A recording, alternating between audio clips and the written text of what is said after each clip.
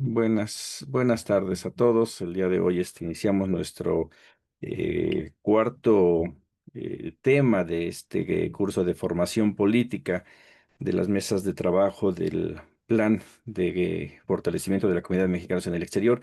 Es un trabajo que irá perfeccionándose, irá mejorando. No intentamos ser catedráticos, sino intentamos traer la historia de lo que ha pasado en México con Morena y lo que ha llevado a que haya el inicio de un cambio de régimen que va a llevar bastantes años. Hemos intentado, o cómo está configurado, son primeros cuatro temas principales. Uno es la historia de Morena en México, en el cual pues hablamos, tuvimos el punto de partida de 1968 con la represión a los estudiantes aquí en México por parte del gobierno, el llamado el 2 de octubre no se olvida, donde hay una masacre en contra de estudiantes, y de ahí partimos, aunque sabemos que pues para hacer una revisión de lo que está pasando el día de hoy en México tendríamos que ir mucho antes de eso, inclusive a lo mejor partir de la independencia, si no es que hasta antes. Pero partimos de ahí para ver cómo se fue estructurando esta llegada al poder de un personaje tan importante como es Andrés Manuel López Obrador, el cual llegó con una fuerza bastante inesperada, incluso por los militantes, incluso por él mismo. No se pensó que fuera a despertar tanta pasión, algo que se repite en el 2024 en estas elecciones, donde incluso hoy presidenta Claudia Sheinbaum gana con una ventaja todavía más amplia de la que ganó López Obrador en el 18. Eh, Hablamos de eso en una segunda. Hablamos también muy brevemente de la historia de Morena en el exterior, intentando medio explicar la estructura que aún no es hecha, no funciona como debería es un proceso en construcción y en el cual es una invitación a que la comunidad mexicana en Estados Unidos, incluso los migrantes en Estados Unidos, empiecen a organizarse con esta nueva ideología que dio resultado en Morena. Después pasamos a un curso que se llamó Los Cuatro Pilares de la Formación Política, en el cual tocamos cuatro puntos, que es la sociología del cambio, ver cuál es nuestra realidad en el día a día y empezar a cuestionarnos si eso es lo mejor que podríamos estar haciendo, específicamente para una sociedad en Estados Unidos que no ve con buenos ojos un sistema económico que no sea el capitalista, que están muy cerrados al neoliberalismo, y que cuando oyen comunismo, marxismo, hay cierto rechazo.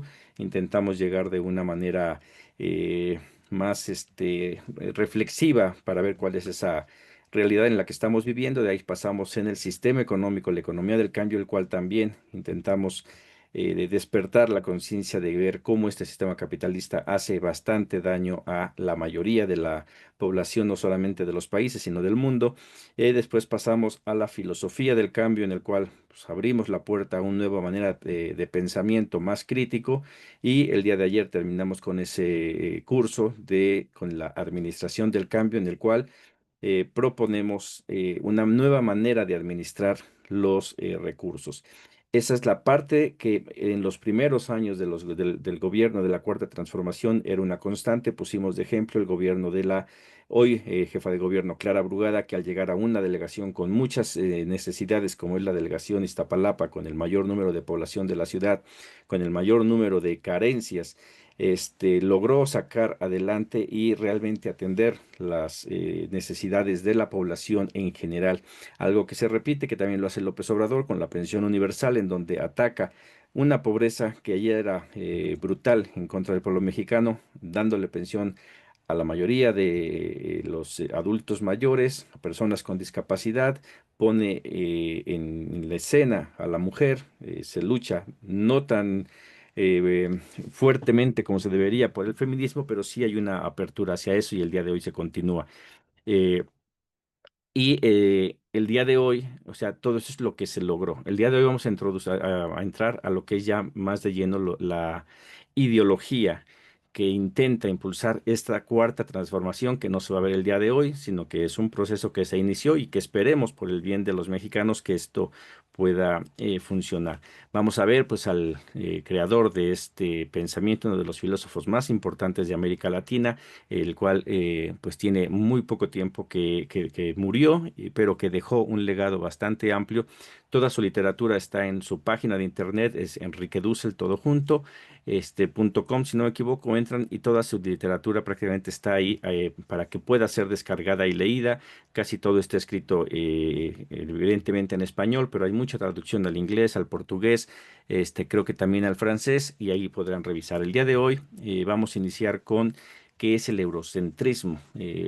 Es algo que en este caso, para este específico curso, aparte de que es el eurocentrismo, no tendremos que verlo nada más como que es la ideología que está en Estados Unidos, sino hacer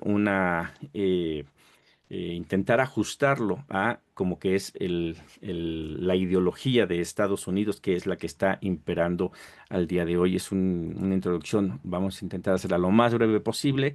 Igual hay una lectura ahí sugerida, que es la de El Otro, de Enrique Dussel, 200, menos de 200 páginas, no está tan larga esta literatura, y todo eso ya lo pueden encontrar en el Google Drive, al que todos ya tienen acceso. Pues vamos a partir de qué es el eurocentrismo. eh, y para ello, bueno, pues el eurocentrismo como mito fundacional de la modernidad, es como lo define Dussel.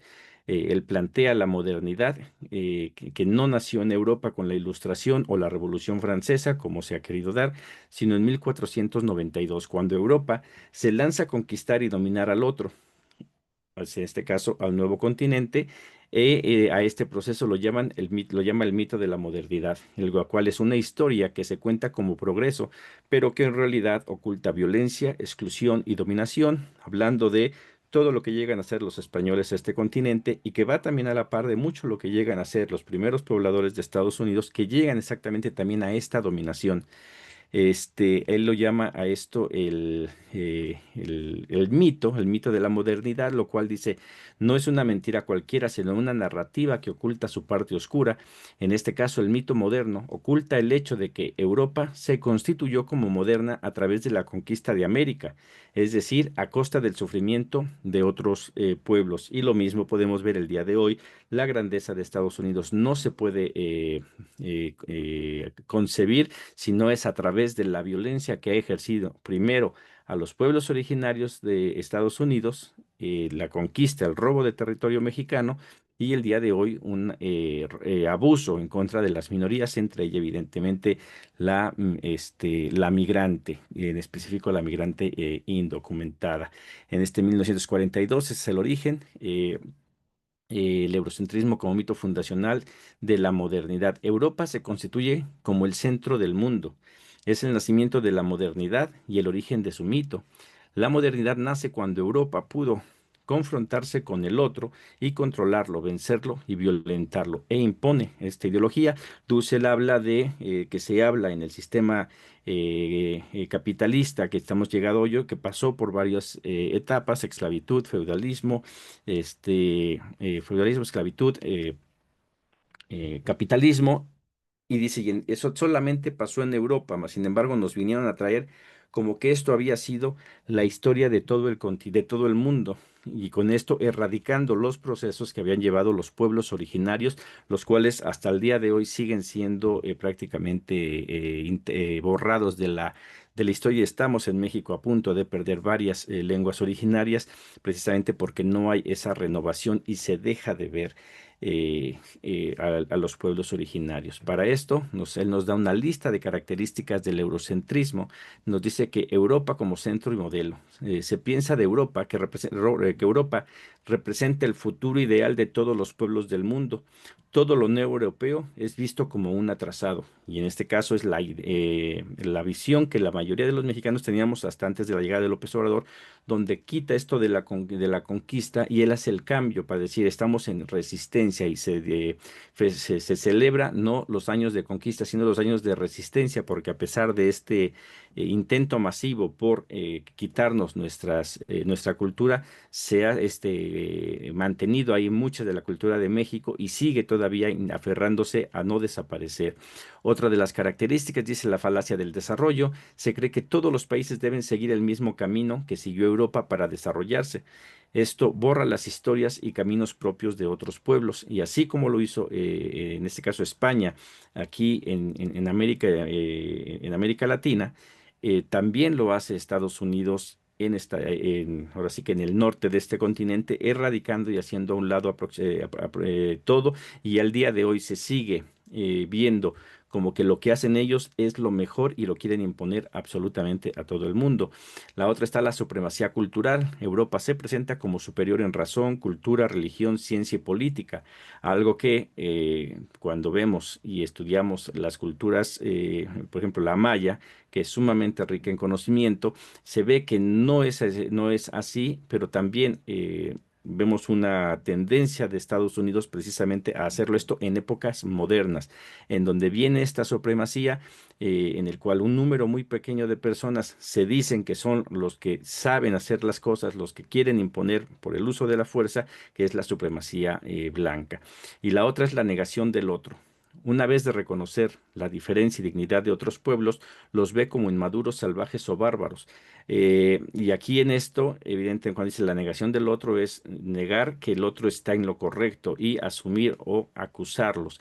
Vemos estas declaraciones, por ejemplo, de Estados Unidos hablando de los migrantes como criminales, violadores, de lo peor. Más sin embargo, tenemos a un presidente en Estados Unidos que al día de hoy, mientras no se liberen esas listas que están siendo el centro de atención ahorita de la comunicación, bien podría estar ahí hasta como un pedófilo y ya también culpable de varios delitos. El haber liberado a las personas que intentaron el golpe de Estado en el Capitolio, 1.500 personas de ellas, vemos cómo impulsa. Cuando vemos a estos grupos de los Proud Boy, los tatuajes, las actitudes que ellos hacen, son las mismas que se le han reclamado y se han quejado y han criminalizado, por ejemplo, a los integrantes de la Mara Salvatrucha. Son las mismas formas, pero igual se justifica en un lado y se criminaliza en el otro, como se ha hecho en América, específicamente en México, con esta visión de la persona indígena, la cual en automático se quiere hacer a un lado. Esto ha traído un impacto político y cultural. El eurocentrismo cae en la falacia de desarrollista. Se piensa que el desarrollo que siguió Europa debería ser seguido unilateralmente por todas las demás culturas. La Europa provinciana y renacentista se transforma en la Europa centro del mundo.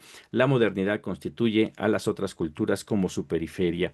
Trae consecuencias esto, evidentemente, como es el primero, el colonialismo, justifica filosófica como la justificación filosófica para la conquista y sometimiento de los pueblos enteros, eso de vengo a liberarte de unos dios castigadores que te exigen el sacrificio, y esa es una barbarie, te lo cambio por un dios que aparentemente no te pide nada, más sin embargo, si no crees en él, te quito la vida, obligando a un pueblo entero a cambiar su idiosincrasia. La exclusión, pueblos indígenas, africanos y asiáticos quedaron fuera de la historia universal. Ya los primeros módulos de los cuatro pilares de la formación política nos comentaba nuestro compañero Raúl acerca de la visión de Marx que no contemplaba todo exactamente, él contempla nada más lo que tiene enfrente y deja a un lado de sus estudios toda esta cultura de los pueblos originarios de todo el mundo. La historia universal se explica a partir de lo que los vencedores quieren informar y se deja afuera absolutamente todo, quitando la identidad y incluso, por ejemplo, en México, creyendo que nuestra historia es exactamente la historia de Europa y dejamos de ver a nuestros pueblos originarios. Lo mismo en Estados Unidos, en donde los latinos, los hispanos, que originalmente son más de aquí que otra cosa, intentan inclusive no ser llamados hispanos y ser reconocidos como americanos o blancos, por así decirlo. Está el racismo estructural, la inferiorización de otras culturas fue asumida como natural y persiste hasta el día de hoy. En el caso de Estados Unidos, ¿cuántos migrantes no tenemos? Que una cosa es que eres un migrante indocumentado, que es muy diferente al que es migrante con documentos. Eres muy diferente cuando ya hablas el inglés o si no lo hablas, si tienes una residencia, si tienes una ciudadanía. Va cambiando eso en el cual cada uno se siente mejor que el otro porque aparentemente ha obtenido algún beneficio, que lo vimos en los cuatro pilares de la formación política, en donde si bien es cierto que hay gente que tiene un mejor salario y que vive mejor que otros, la realidad es que sigue siendo un trabajador al cual se le sigue explotando y robando su fuerza de trabajo. Más sin embargo, se ve como algo natural, algo que a lo mejor en el caso de este gobierno de Donald Trump se tendría que agradecer, que ha puesto a todos en su justa medida, porque el día de hoy él, ante los ojos de este intento de imperialismo, ve a todos los que no son igual a él como inferiores, y esto es lo que ha hecho que, por ejemplo, la marcha de No King's Days pueda jalar a tanta gente, porque ya ni siquiera el hecho de ser blanco va a permitir o va a evitar que sean abusados sus derechos, puesto que los que están en el poder, inclusive a su propia raza, las consideran inferiores porque no son iguales a ellos bajo sus propios conceptos. Y el otro característica, la consecuencia es la uniformidad cultural. Se impone un modelo único de sociedad, marginando lo diverso.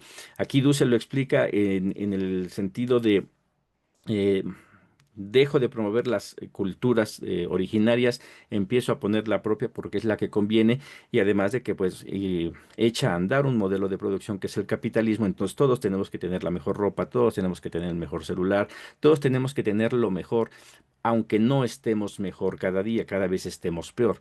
Eso es una cultura que se pone, y por eso es que se hace, por un lado, por ejemplo, en México, los usos y costumbres que han dado el resultado de tener comunidades que, a pesar de las carencias que tienen, viven bien, o como en el caso de Cuba, que aprenden a vivir con lo que tienen y todos los juzgan porque no tienen los beneficios o la riqueza que tienen en otros lados donde no hay un bloqueo como el que está ocurriendo en Cuba.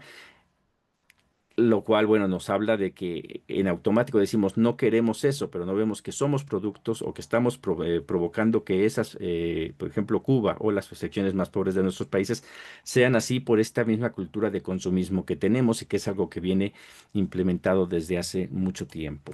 Eh, Evidentemente trae consecuencias políticas y culturales. El mito de la modernidad victimiza al inocente, al que es conquistado, declarándolo causa culpable de su propia victimización. El día de hoy lo vemos claramente en Estados Unidos, en donde todos los problemas de Estados Unidos, aparentemente, el culpable es el migrante, aunque no tenga ninguna relación con ello.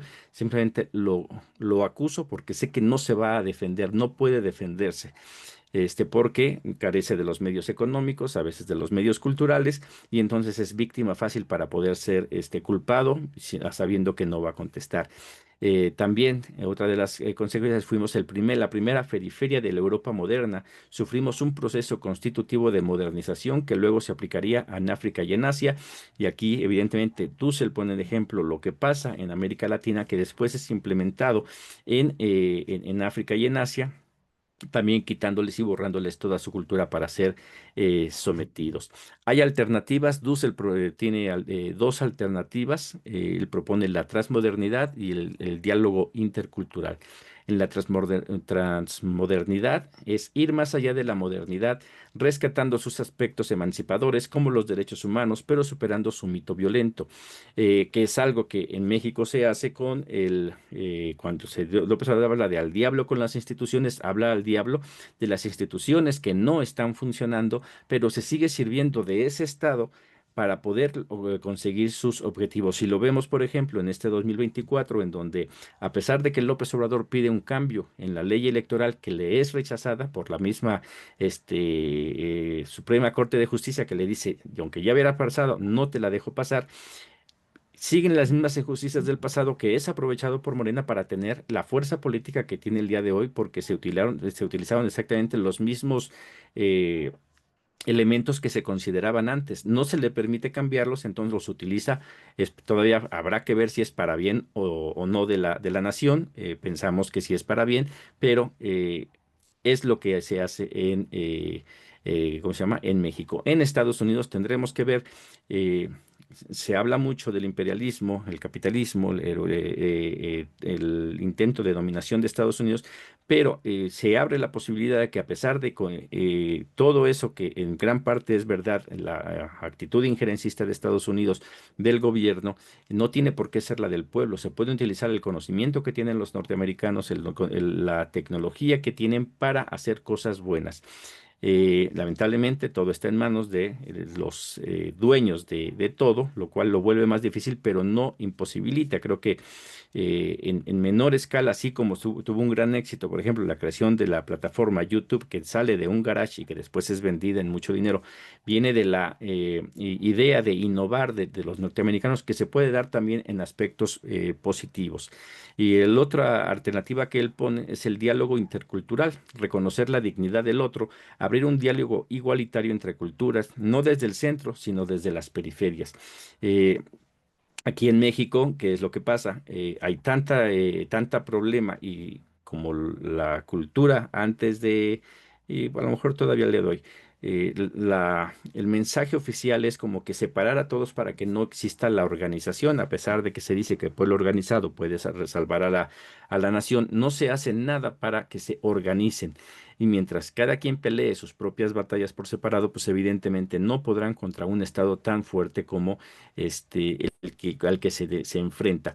Pero si empiezan este diálogo para platicar, que es lo que buscamos aquí, poder llegar a un diálogo con segundas, terceras generaciones de mexicanos en Estados Unidos que creen que la manera en que están viviendo es la mejor y podemos abrir este diálogo para ver que no realmente es así, que están siendo objeto de abusos por parte de su gobierno, pero que también el bienestar que ellos tienen es producto de abusos hacia otras naciones. Ahí se puede generar algo y creo que por eso es que hay muchos movimientos, por ejemplo, dentro del mismo Estados Unidos que apoyan a Cuba, de ciudadanos norteamericanos que apoyan a Cuba, que apoyan a Venezuela, que apoyan a Nicaragua. Porque se dan cuenta de las injusticias que se cometen desde su país hacia los otros países. Y en México tendríamos que hacer lo mismo y hacernos la pregunta si estamos representados por las personas que realmente deberían de presentarnos en esta nueva transformación de nuestro país, donde está este partido que es sumamente importante y poderoso como es Morena. Habría que preguntarnos si esta ideología se ha cambiado o no, si sigue siendo la que dio origen a Morena o no, si está habiendo verdaderamente un intercambio, un diálogo intercultural o simplemente se está cubriendo con el requisito de poner a alguien, y nada más. La transmodernidad no es la superación del mito de la modernidad, incluyendo la dignidad del otro previamente encubierto. El proyecto de racionalidad propone una comunidad de comunicación donde todas las culturas puedan participar como iguales. Y aquí vemos en México el gran retazo que llevamos cuando tenemos en 1994, cuando sale el EZLN a decir, hey, hay problemas en las comunidades y se firman los tratados, etcétera, pero que al día de hoy seguimos con nuestras comunidades originarias totalmente en el rezago. Ya lograron salir aparentemente de la pobreza, en números de la pobreza extrema, pero siguen viviendo en condiciones precarias con la falta de muchas de los servicios que deberían de ser básicos y deberían de tener.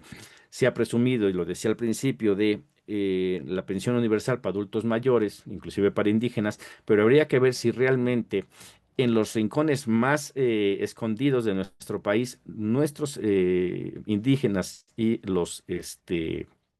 eh, los adultos mayores están recibiendo su pensión, si ya recibieron su tarjeta, si hay un banco del bienestar donde ellos puedan ir a cambiar esto y obtener ese dinero, o se tienen que trasladar varias horas para poder hacer ese cambio, y si son asaltados o no son asaltados, ese seguimiento no se ha dado y es algo que debería de revisarse para poder estar seguros que se está haciendo lo que se dice.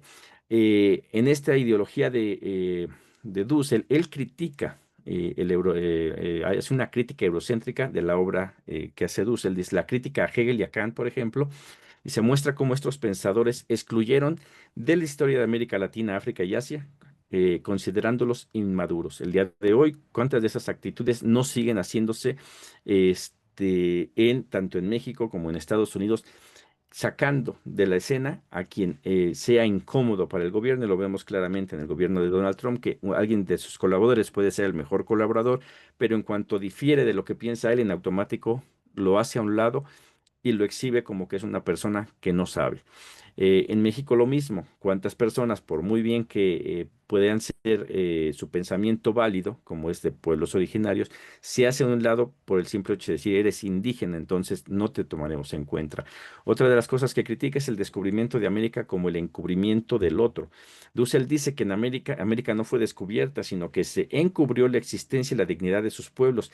Era más fácil decir, descubrimos un territorio nuevo, a decir, encontramos a una sociedad mucho mejor organizada que la nuestra, porque entonces quitan esa barrera de poder decir o poder dominar en la manera que lo hicieron. En el caso, por ejemplo, de los migrantes en Estados Unidos, se tratan como criminales por el hecho de que entraron sin documentos y se ataca 100% eso, aunque lleven toda la vida trabajando allá y eso sea la única falta que cometieron, y no se informa de la gran importancia para los estados, en Estados Unidos y para Estados Unidos en su conjunto, de las aportaciones que hacen los migrantes. Es mejor criticar que revisar y reconocer, puesto que el reconocer les quitaría armas para poder reprimir al gobierno.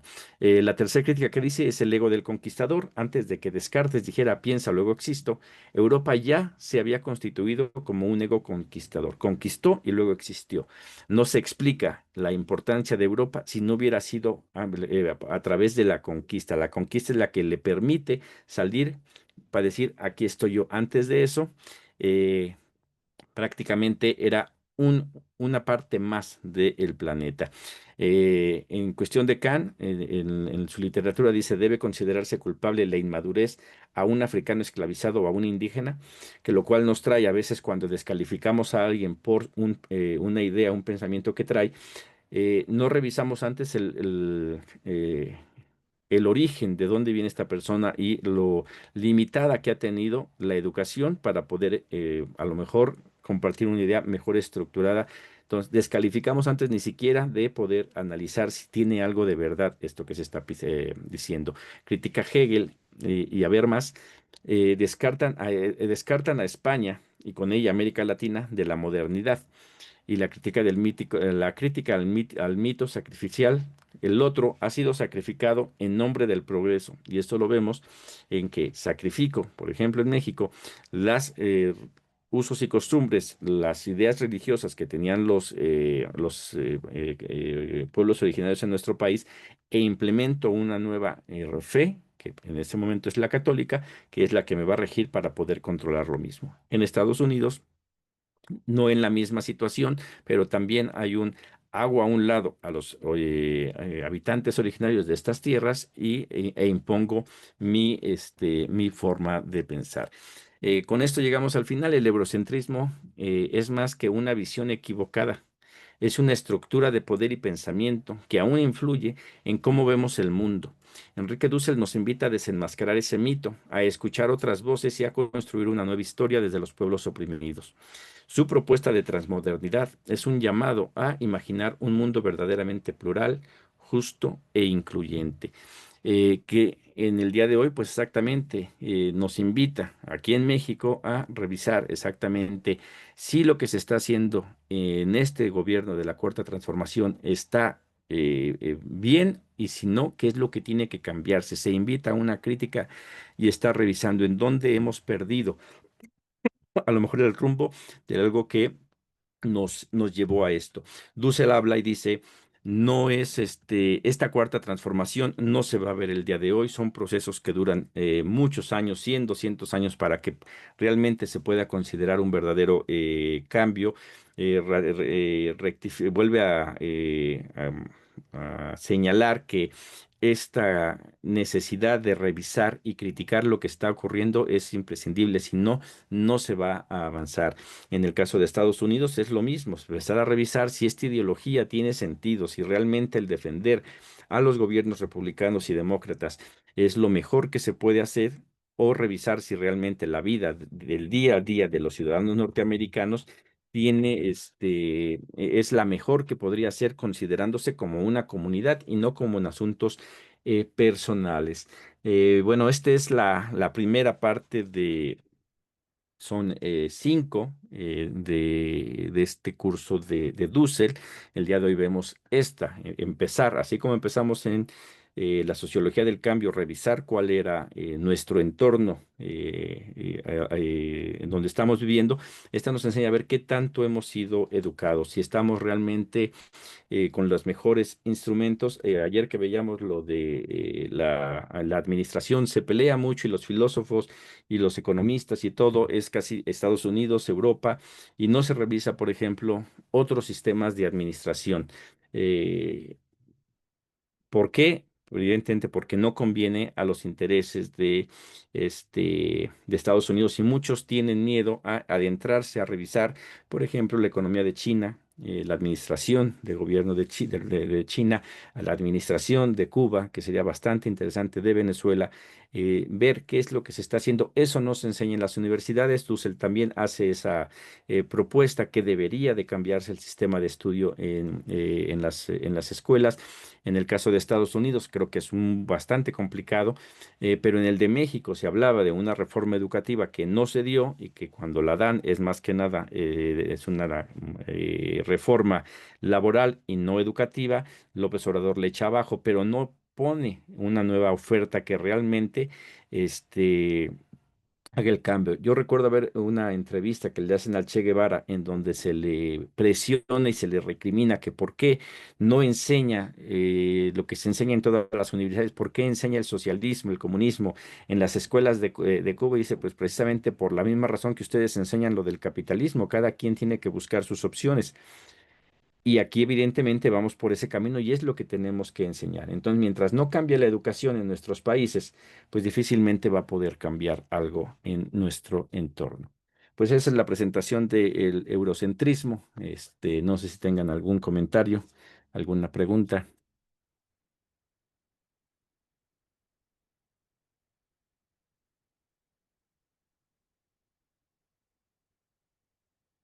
Todos bien.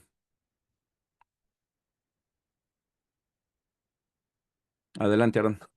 Aquí tengo varios comentarios. A ver, creo que hay una tragedia porque nos toca a nosotros estar en medio entre el eurocentrismo y el sueño americano. Ujú. Y eso provoca una pérdida de identidad muy fuerte para nosotros como mexicanos, porque pues esta blanquidez que nos están metiendo, perdemos cultura, perdemos organización. Tú lo mencionas, la cultura maya en la parte matemática eran unos genios y pues esa parte no hemos sabido nosotros aprovecharlo, no se nos ha dado. Y obviamente, y tú lo mencionaste el otro día cuando vimos sobre el tema de Marx, pues la supremacía no blanca, sino de los pequeños burgueses o la pequeña burguesía, que es la que nos tiene no solamente a nosotros, sino en toda Latinoamérica, amolados y sometidos. Pero tengo algo que no sé, a mí sí me hace ruido y espero no molestar, pero ¿cómo podemos explicar que no hay procesos democráticos en Venezuela, en Cuba, en Nicaragua y podemos seguir apoyándolos? O sea, mis ídolos era Fidel, fue Daniel Ortega, pero conforme pasan los años y no hay democracia y tal vez no haya condiciones, pero ¿cuáles son los elementos para que pues se hayan sostenido en el poder tantos años y pues veamos las migraciones de los venezolanos, las migraciones de los cubanos y de los nicaragüenses? ¿Cuál es la situación o qué es lo que está pasando? Que alguien me lo pudiera explicar. Gracias. Gracias, Aaron. Fíjate, y exactamente esto del eurocentrismo y el sueño americano. Tendremos que revisarlo porque igual es algo que se nos ha implementado en la antigüedad, evidentemente, y todavía se utiliza la misma educación que se nos implantó de decir que Europa y los procesos, y no se habla de los nuestros. Y después viene esto del sueño americano, el cual también se mete en muchos sectores de la población, en el cual pensamos a nivel mundial que el hecho de llegar a Estados Unidos va a resolver las cosas. O sea, no se nos enseña a que desde nuestros territorios podemos llegar a ese sueño americano, o sea, sin tener que ir para allá, ver lo que se está haciendo, que igual habría que ver si es un ejemplo a seguir, porque es un ejemplo violento el de Estados Unidos, pero se nos mete esa ideología, en tu país no vas a poder, entonces vete para allá. Y por eso es que al día de hoy Estados Unidos tiene a los mejores migrantes, pero los van, trabajan bastante fuerte, tienen un salario no mejor que los de allá, pero sí mejor que los de acá, y eso impulsa. Aquí lo vemos, por ejemplo, se sabe que, por ejemplo, los asiáticos son muy buenos en matemáticas y aquí en México incluso no se hace nada por reavivar este conocimiento de los mayas para que no podamos sobresalir y de repente nos conformamos con algún triunfo por ahí de la selección mexicana de fútbol, que es un fracaso, pero que gana un partido y todo el mundo sale a festejar, porque hemos estado exactamente en la educación muy mal instruidos. Y pues evidentemente la pequeña burguesía, el miedo que se le ha metido, que es parte de este eurocentrismo y del sueño americano, es tú una vez que ya llegaste, si tú permites que el otro llegue, te va a quitar tu posición y vas a quedar pobre. En lugar de decir el crecimiento de los de abajo se impulsa el crecimiento de los de arriba, que lo utilizaron de una manera perversa, lo decía López Obrador, produzcan mucho, que entre más tenga el de arriba, más les va a caer a los de abajo y nunca se dio. No, aquí era cambiar de decir, yo tengo que impulsar al otro, pero para yo aumentar, yo en mi experiencia laboral en México, y yo recuerdo gente que decía, yo no le enseño al que viene entrando porque me va a quitar mi puesto.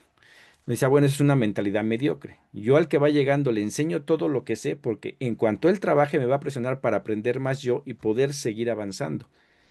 Pero igual, son dos tipos de mentalidad de una persona como yo que quiero seguir avanzando y otra que dice, ya llegué y no me quiero mover. Y no solo no me quiero mover, no quiero que nadie se mueva, quiero que todos queden ahí. Entonces, ese es algo de lo que tendremos que revisar de ese sueño americano, qué tan americano es y si realmente funciona para inclusive para los ciudadanos norteamericanos y para nuestras segundas, terceras generaciones. Ahora, en el otro, este, en el otro. ¿Por qué se apoyan estos gobiernos si no hay democracia? En primero, porque no hay justicia. Entonces, yo, por ejemplo, soy una de las personas que aplaudo que López Obrador se haya hecho a un lado de la presidencia, pero no así de la vida pública.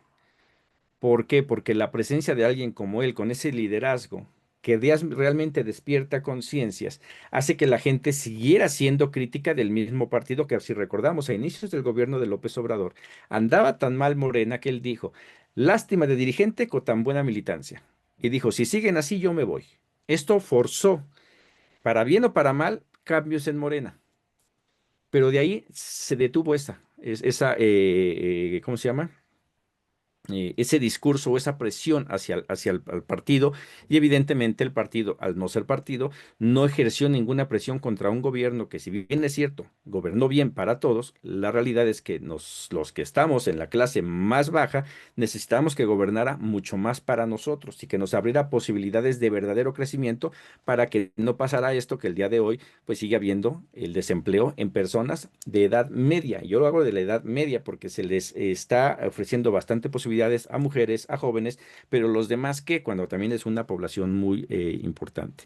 Ahora, ¿cuál es el riesgo que se corre? Sabemos que la batalla está contra Estados Unidos. En el caso de Cuba, son 69 años, creo ya, de un bloqueo denominado inclusive por los cubanos como un bloqueo genocida que se impide cambiar, pero que ha habido eh, desde su punto de vista democracia, porque Fidel Castro, pero después tuvo Raúl Castro y hoy está Díaz Canel, y en procesos que si son o no son democráticos, su pueblo es el que debería de validarlos. En Venezuela lo mismo, en el cual el pueblo, a como sea, con represión y sin represión, también apoya. Entonces, ¿por qué seguir apoyándolos? Porque no es algo diferente de lo que se ve en Estados Unidos. En Estados Unidos tenemos una relación con un país que financia el terrorismo.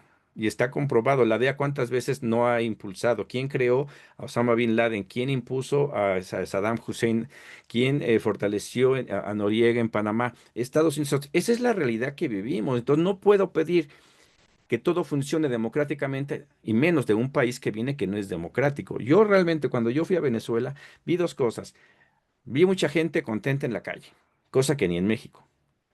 Lo mismo que vi en El Salvador, pude ser, porque pude ser veedor y observador electoral en algunas elecciones. Entonces, yo llegué y vi que la gente estaba contenta. Vi una gente que estaba con conocimiento de decir, ah, esto es lo que pasa y desde mi punto de vista mal, porque decir, está Maduro porque nuestro comandante nos dijo que él era, y entonces todos dicen todos como que no estás razonando bien tu pensamiento, fue una indicación que se te dieron, pero que tendríamos que revisar de dónde viene esa presión. Hay una gran presión, y aquí la pregunta sería, ¿estaríamos dispuestos a ceder a la presión y realmente jugar con las reglas democráticas a sabiendas que Estados Unidos va a imponer a alguien con su propio dinero que va a ser para beneficio de ellos?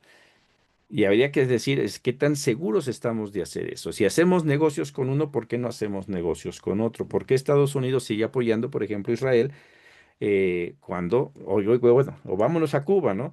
Si queremos democracia y en la ONU ya se votó que se le quite de la lista de países promotores del terrorismo a Cuba para que se levanten los embargos comerciales, todos los países excepto Estados Unidos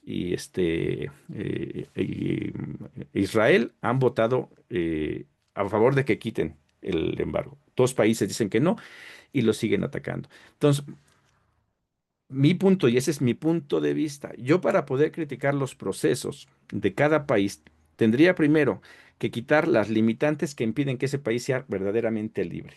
Porque si no, entonces estamos cayendo en lo de permitir que el imperialismo norteamericano se posesione de esos territorios. Habría que ver, por ejemplo, yo lo vi cuando Euro Morales deja la presidencia, dije, tuvo 13 años para poder crear algo, para poder crear a quien venía atrás de él. 13 años en el cual, si tú me sigues diciendo, él es la mejor opción para el país, entonces algo se hizo mal. Algo por lo que apoya a Morena es porque Morena cuando surge con la Secretaría de Educación y Formación Política encabezada por Dussel, que es la que crea todo el contenido y ideología de Morena y que se la pasa después al Instituto Nacional de Formación Política. Y es lo que se promueve. El día de hoy no sé, porque es el instituto el que está creando nada, pero no hay una secretaría específica para crear este contenido, lo cual para mí fue un error haber desaparecido esa secretaría, porque era importantísimo ver hacia dónde íbamos. El día de hoy no hay claridad de quién está al frente, qué pensador está al frente de la ideología de Morena, no existe.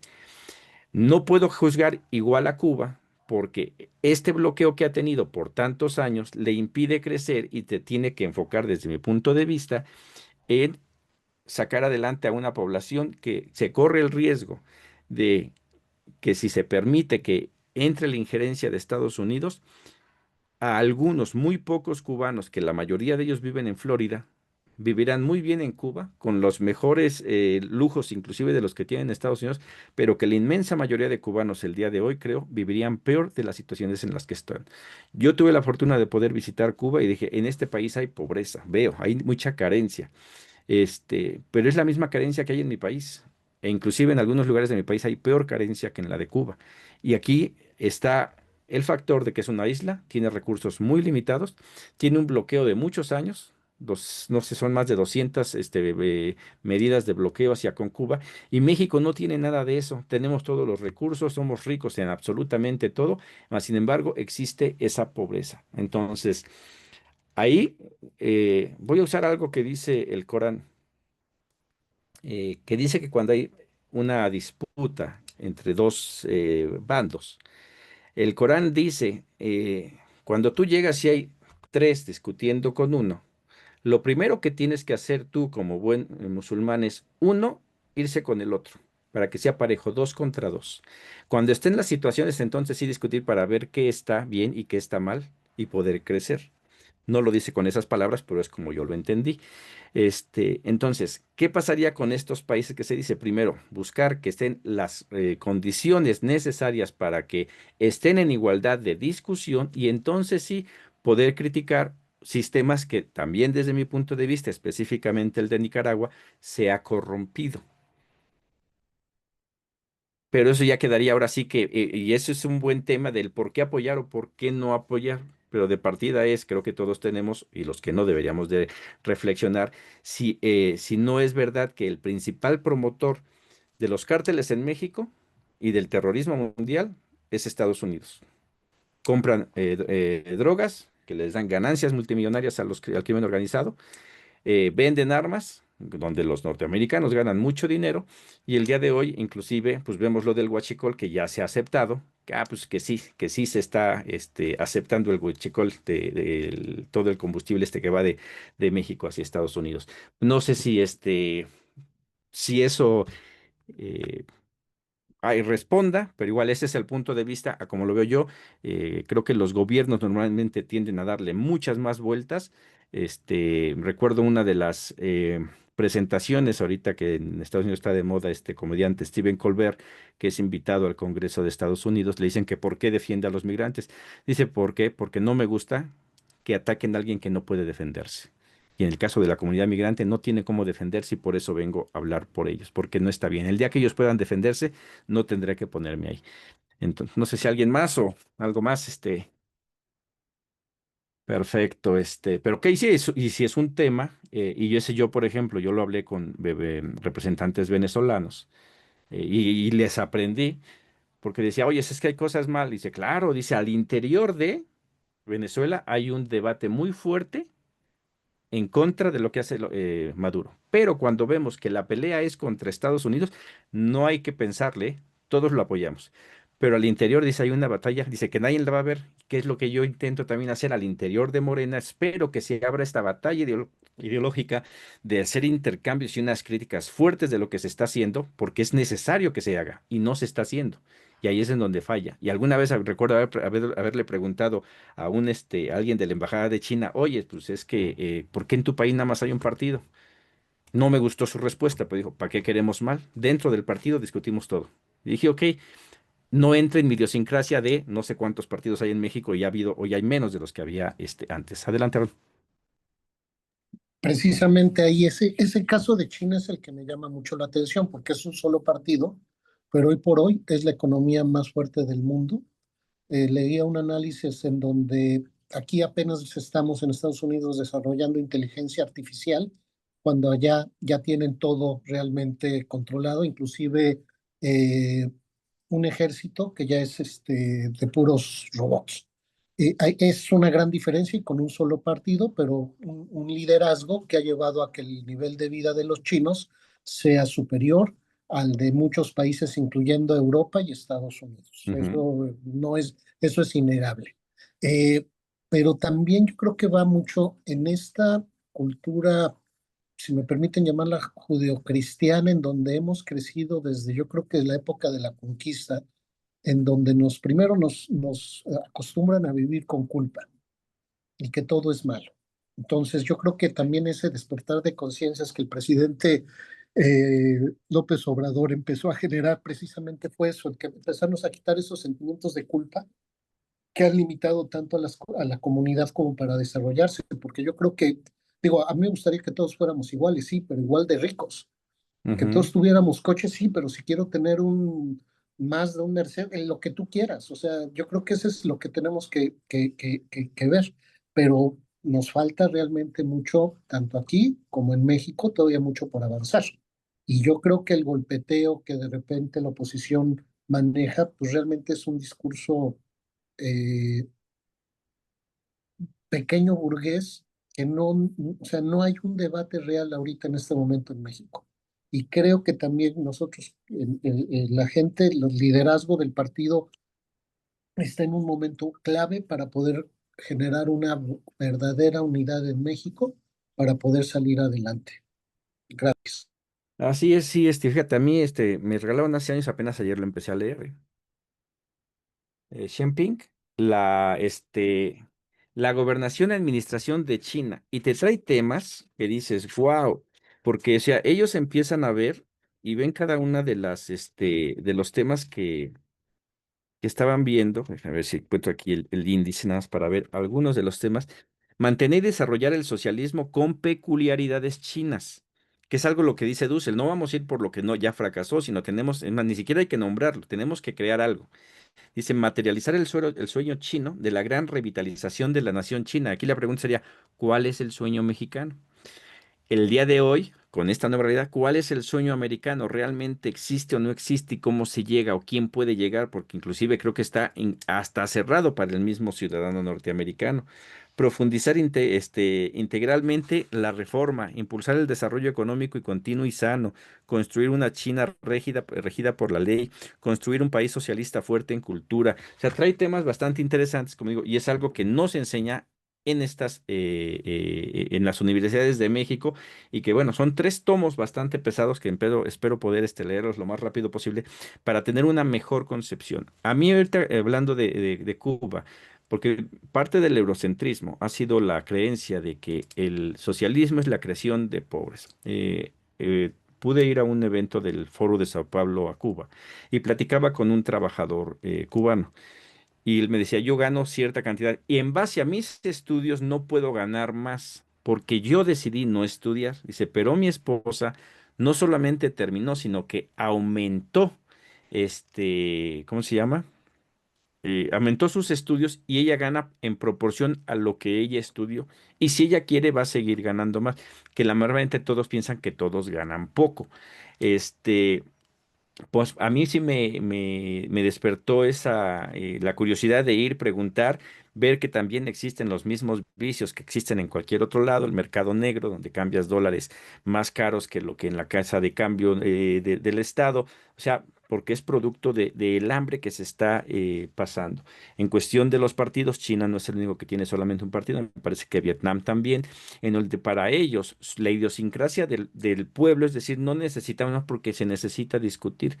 Y exactamente, creo que el día de hoy Morena tiene esa posibilidad, ¿no? Porque se abrió la puerta, que ya hay panistas, prianistas, o sea, hay panistas, priistas, del Verde, del PT, o sea, todos están en Morena. Entonces, estamos a un paso de nada de que si desaparecen los demás partidos, pues vamos a tener todas las corrientes dentro de Morena, pero que debería de abrirse el debate para realmente ver si se está haciendo lo que se debería de hacer, y por eso es que este curso que traigo no lo agarré de lo que están haciendo el día de hoy, porque de mi punto de vista está un tanto alejado de eso que le dio la fuerza a Morena, y que le dio tanta fuerza que el día de hoy es lo que es, y que no voy a discutir aquí, pero sí ha habido ciertos vicios de los viejos regímenes que se han repetido y que tenemos que desterrarlos, pero tenemos que desterrarlos a base de conocer hacia dónde deberíamos de ir, que creo que es en lo que deberíamos de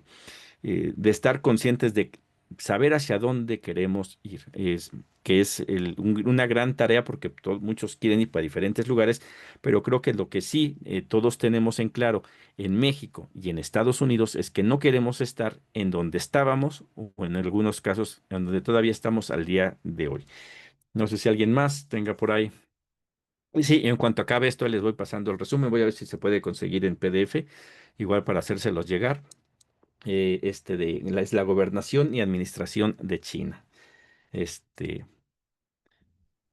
bueno, pues entonces con esto llegaríamos al final de esta entrega. Pues el lunes continuamos con este tema de Dussel 101. Ok, muchas gracias a todos.